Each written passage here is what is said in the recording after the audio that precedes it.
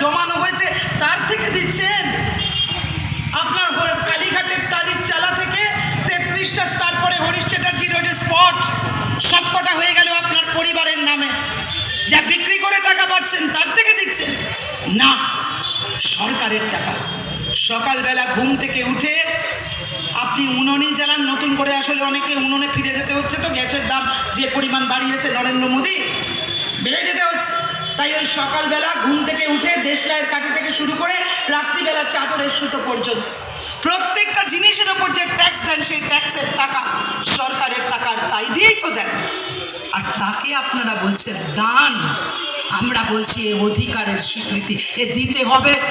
কিন্তু তাতেও তোলাবাজি, তাতেও চুরি। শুধু তৃণমূল চুরি করছে।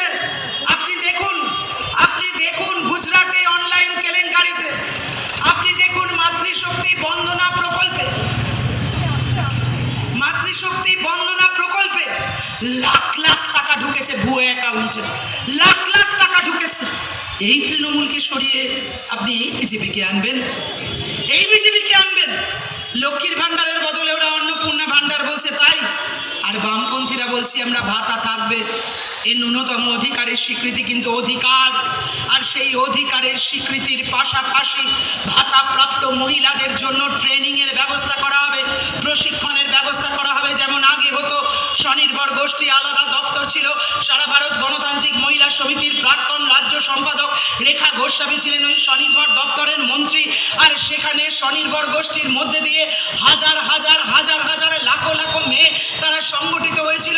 কি না তারা তৈরি করতো! তারা রাজবাদে বাঁধ তৈরি করেছে, সেতু তৈরি করেছে, মিড ডে মিলের পোশাক তৈরি করেছে, চক ডাস্টার তৈরি করেছে, ছাগল প্রতিপালন করেছে, মুরগি প্রতিপালন করেছে, কাঁথা স্টিচের শাড়ি তৈরি করেছে, চিত্রকরের মতন পটে পটুয়ার মতো এঁকেছে। আর তাদের সেই হাতের কাজ, তাই রাজ্য থেকে ও রাজ্য, ও রাজ্য থেকে ও রাজ্য গেছে, এমনকি এদেশ থেকে অন্য দেশে বিদেশে গেছে, কারণ তদারক করতো বামপন্থী ফ্রন্টের সরকার। আর আজ দেখুন, আজকে স্বনির্ভর গোষ্ঠী মানে শুধুই ঋণ নেয়া আর ঋণের সুদ দেয়া।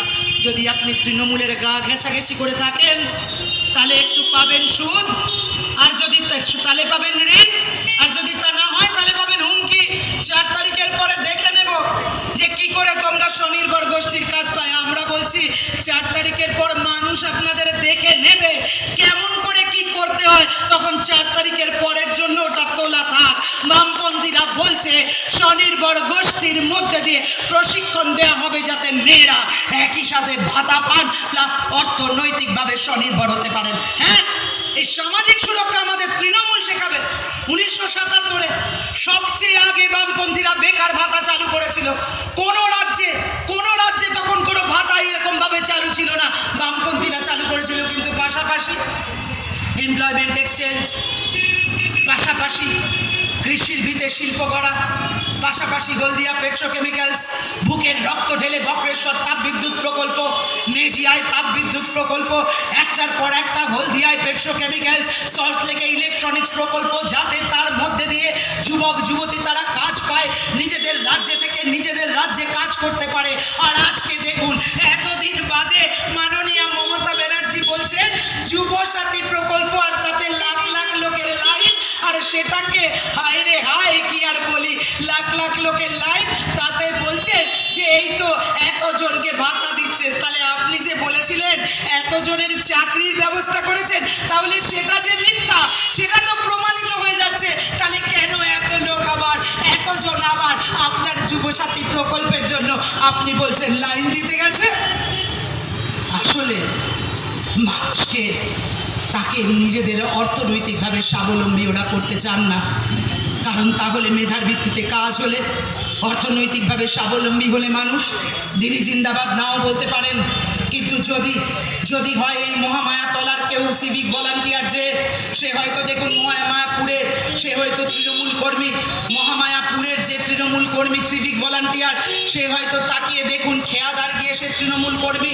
একটার পর একটা জায়গায় তৃণমূল কর্মীরা যদি জিন্দাবাদ বলেন, যদি আনুগত্য প্রকাশ করেন, তবে তিনি সিভিক ভলান্টিয়ার। একের পর এক কোনো চাকরি স্থায়ী নেই।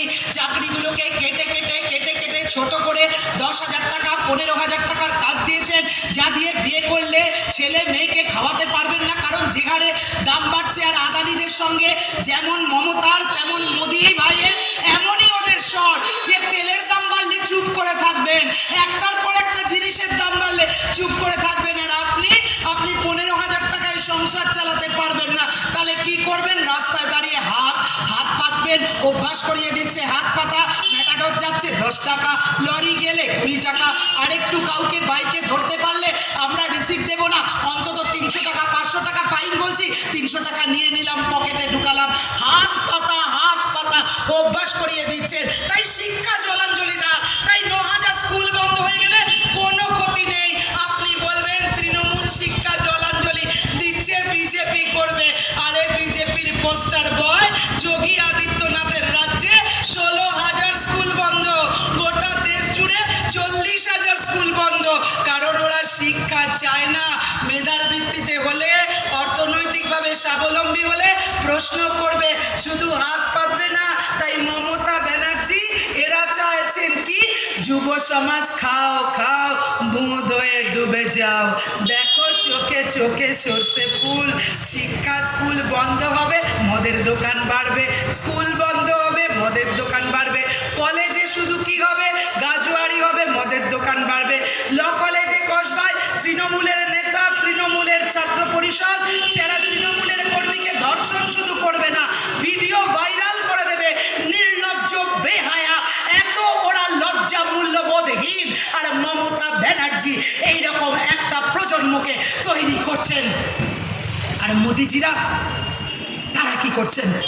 স্থায়ী কাজ দিচ্ছেন কোথাও, বড় বড় ভাষণ দিয়ে গেলেন, ডিজিটাল ইন্ডিয়া, স্মার্ট ইন্ডিয়া, বড় বড় ভাষণ দিয়ে যাচ্ছেন, 61,000 চাকরি দিয়েছে। আরে তা যদি হয় দেশপ্রেমিক নরেন্দ্র মোদী, আপনি নিজের বায়োলজিক্যাল বলে নিজেকে দাবি করেন না, দেবতা আপনাকে টুক করে বসিয়ে দিয়েছে এখানে, টুক করে পৃথিবীতে বসিয়ে দিয়ে গেছে দেবতা, আসলো প্রফেটের মতো টুকুস করে বসিয়ে দিয়ে গেছে। সেই আপনি সে হেন প্রধানমন্ত্রী আমাদের এত চাকরি তৈরি করেছেন যে অগ্নিবীর সেনা প্রকল্পকে পর্যন্ত চুক্তি ভিত্তিক করতে হচ্ছে। লজ্জা করে না আপনাদের? এই তৃণমূল সরিয়ে আপনি এই বিজেপিকে আনবেন। আরে ও চুক্তিভিত্তিক, এও চুক্তিভিত্তিক, এ চুরি, এর 9,000 তোর 16,000, এও চুরি তো ও চুরি। দ্বারকায় রাস্তা তৈরি করতে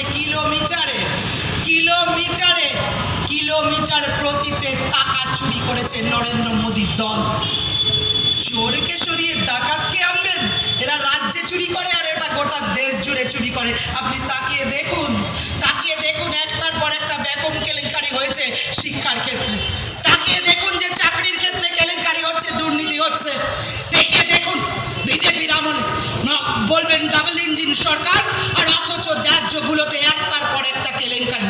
এই তৃণমূল সরিয়ে এই বিজেপি কাজ দেয় না যারা, এরা কাজ দেয় না, চাকরি চুরি করে, কাজ দেয় না। আর ওরা যাতে কাজ একেবারেই দিতে না হয় তার জন্য শ্রম কোড তৈরি করছে, লেবার কোড। এখানে সিআইটিউ নেতৃত্ব থাকবেন, তারা বলবেন লেবার কোড করছেন যাতে শ্রমিকের অধিকার নির্মমভাবে কেড়ে নেওয়া যায়, যাতে 8 ঘন্টা 10 ঘন্টা 12 ঘন্টা 14 ঘন্টা একজন শ্রমিক কাজ করে। তাকিয়ে দেখুন কেউ নেই, তারা চুপচিপি মাথা নিচু করে মেনে নিচ্ছে না। নয়ডায় দেখুন তাকিয়ে, একের পর এক জায়গাগুলোতে আজকে শ্রমিকেরা ক্ষুব্ধ হচ্ছে, ক্ষোভে ফেটে পড়ছে। একের পর এক জায়গায় আমাদের সিপিআইএম এর জেনারেল সেক্রেটারি বেবি সহ তারা, অমরা রং সহ তারা ধর্নায় বসেছিলেন। তারা বলেছেন যে সিআইটিউ নেতৃত্বকে মুক্তি দিতে হবে এবং শ্রমিকের এই অধিকার তাদেরকে ফিরিয়ে দিতে হবে। লড়াই চলছে, লড়াই। বিজেপি তারা কাজের বদলে শ্রম কোড দিচ্ছেন। এই তৃণমূলকে সরিয়ে এই বিজেপিকে আনবেন আপনি। একের পর এক জায়গায় নারীর নিরাপত্তার ক্ষেত্রে যখন গোটা দেশ জুড়ে একের পর এক যারা সমীক্ষক দল বলছেন ভারত আজকে মেয়েদের জন্য নিরাপদ না, আমরা দেখছি আমাদের রাজ্যে দিনের পর দিন কোনো জেলা নেই, রাজ্যের একটা জেলা নেই যেখানে কোনো না কোনো মেয়ে ধর্ষিতা হয় না। জলপাইগুড়ি, দার্জিলিং থেকে শুরু করে পুরুলিয়া, বাঁকুড়া, খোদ কলকাতা পর্যন্ত, আপনার দক্ষিণ 24 পরগনা, লস্করপুর, লড়াই করেছে মোনালিসারা, লড়াই করেছিলাম আমরা মহিলা সমিতি, লড়াই করে দোষীদের শাস্তি দেওয়ার ব্যবস্থা করেছে। আর আমাদের রাজ্যে মমতা ব্যানার্জিরা দোষীদের শাস্তি দিতে চান না, তাই সাজাপ্রাপ্তর হার আমাদের রাজ্যে সবচেয়ে কম 3.7%। যারা কি এখন তো তৃণমূল সবাই তাই কলার উঁচু করে ঘোরে, আরে ধর্ষণ করেছি তো কি হয়েছে, লাইফটা এমনি। আর এই বিজেপি তারা বলছে এসে 15 দিনের মধ্যে সবাইকে জেলে ঢোকাবে, ঢুকিয়েছে বুঝি। মনরেগাতে দুর্নীতি হয়েছে, তাতে গীতা সরেন, মিলি টুডু থেকে শুরু করে একের পর এক সুবল লস্করদের মনরেগার মজুরি বন্ধ হয়ে গেছে বলে কাজ চলে গেছে, কিন্তু দুর্নীতি হয়েছে বলে কাজ চলে গেছে। দুর্নীতি চুরি করলো তৃণমূলের কোন কেষ্ট বিষ্টু বড় মেজো সেজো রাঙা কোন ছোট কোন নেতাকে ঢুকিয়েছে বিজেপি জেলে বলতে পারবেন? তৃণমূল চুরি করবে, সাধারণ মানুষের কাজ যাবে, কিন্তু বিজেপি দুর্নীতির জন্য বন্ধ করবে মজুরি, কিন্তু তৃণমূলকে জেলে ঢোকাবে না।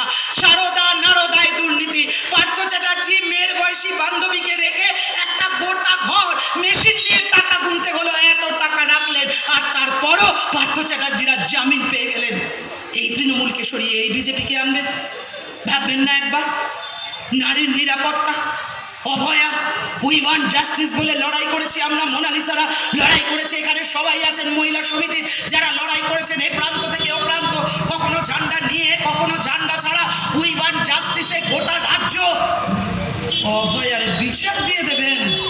আরে দলদাস পুলিশ তৃণমূলের যে পথে হেঁটেছে আপনারাও সেই পথে হেঁটেছেন,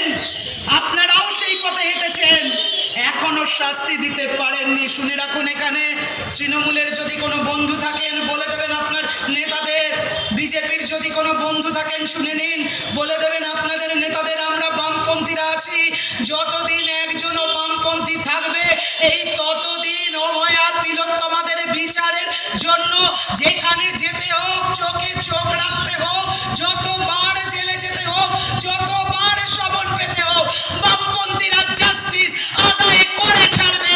কোনো তৃণমূল নেই, কোনো বিজেপি নেই যারা একে আটকাতে পারবে। এরা দেবে